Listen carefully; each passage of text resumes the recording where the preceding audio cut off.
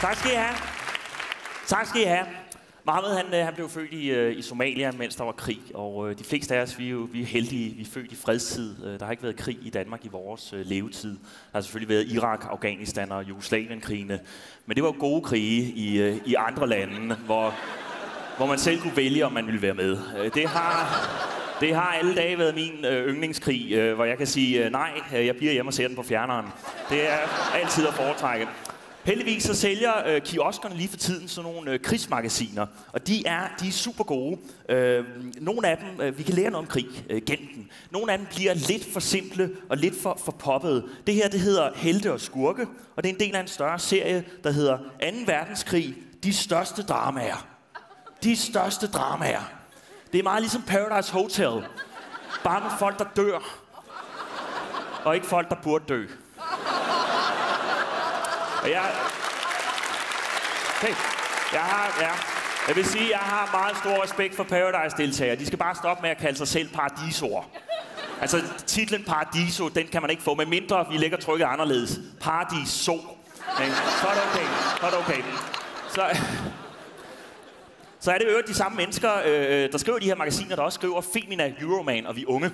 Fordi så har de inde i magasinet lavet sådan nogle faktabokse, hvor de forskellige ledere fra 2. verdenskrig får thumbs up og thumbs down. Det er sådan en form for hot or not med diktatorer. Og der lægger de altså hårdt ud med Adolf Hitler. This guy. Står der øverst i Hitlers faktaboks.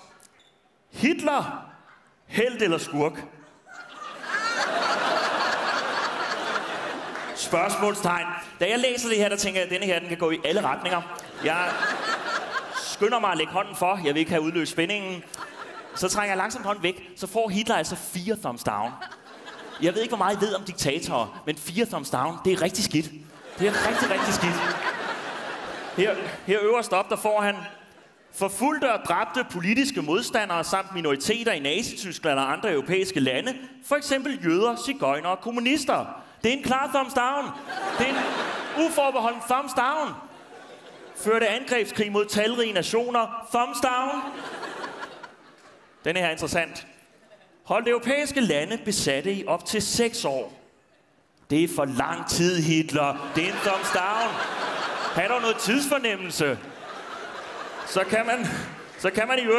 kan man faktisk se, at det her det ikke er Euroman. Fordi hvis det her magasin havde været Euroman, så havde det stået heroppe. Josef Goebbels, overfrakke Hugo Boss, til 800 Reichmark.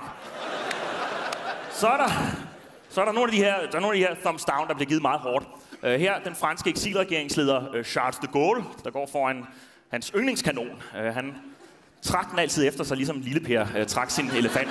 Og Charles de Gaulle, senere præsident for Frankrig, som jeg troede var en krigshelt, han får også 3 thumbs up. Så får han en meget, meget hård thumbs down. Meget, meget hård thumbs down. Blev beskyldt for at være stædig, arrogant og temperamentsfuld. Det giver en thumbs down. Der skal vi lige huske, at Hitler, han får 1 thumbs down for Holocaust. Charles de Gaulle får 1 thumbs down. Ikke for at være arrogant, men for at blive beskyldt for at være arrogant. Det kan være, at han bare var genert. Okay. Men det var selvfølgelig en anden tid, hvor man taxerede folkemord og generthed til samme. Og så er der nogle af artiklerne, der er decideret skøre. For eksempel denne her.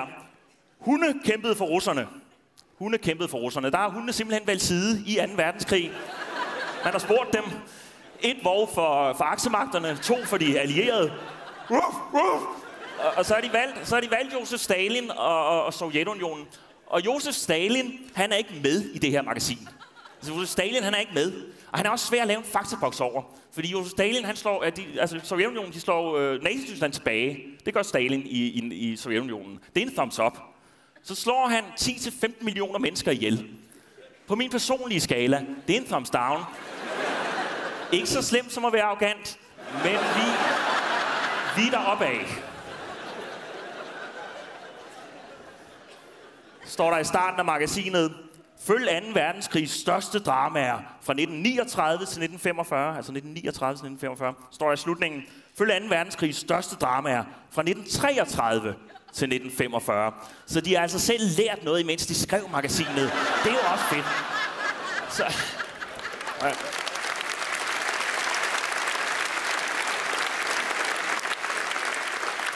Så er der det her magasin, Ræson. Det er godt. Det er rigtig godt. Det er indrigs- og udenrigspolitik, meget dybdeborende. Eksisterer blå blok og rød, spørger de. Jeg køber Ræson hver gang. Jeg læser det stort set aldrig. Og jeg vil godt have lov at vise, hvorfor jeg ikke læser Ræson.